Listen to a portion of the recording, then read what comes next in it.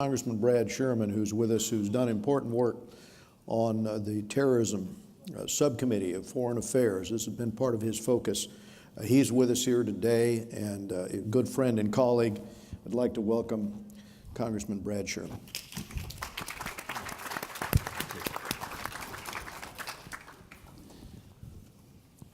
Hello, I'm Brad Sherman from California's best named city, Sherman Oaks. For 21 years, I've sat with Chairman Royce on the Foreign Affairs Committee, and he was there back in 1997 when I put forward the proposition that Iran was the #1 threat to American national security. As to Qatar, Emir al-Thani is trying to perform an effort of political gymnastics that would have disabled Nadia Comaneci. Look at the splits. He seeks to have one foot with the Brotherhood and the extremist Sunni. He seeks to put another foot with the United States, the moderate Sunni, and the Gulf Cooperation Council.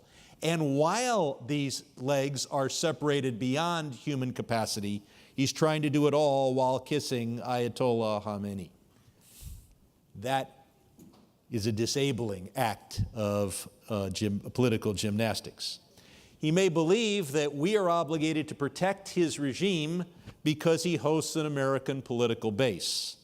The Castro brothers never reached the same conclusion. It is time for al-Thani to pick a side, stop supporting al-Nusra, and stop supporting Hamas. As to Iran, we need the maximum sanctions, the maximum enforcement of nuclear restrictions, and the maximum international support. One way to justify additional sanctions is to renounce the nuclear deal. Doing that would cause Europe not to support our additional sanctions, and many in the world would even say that Iran was then free to reopen its nuclear program without inspections or restrictions. Fortunately, the world is blessed with an almost beyond possible use natural resource, and that is our supply of evil coming from Tehran.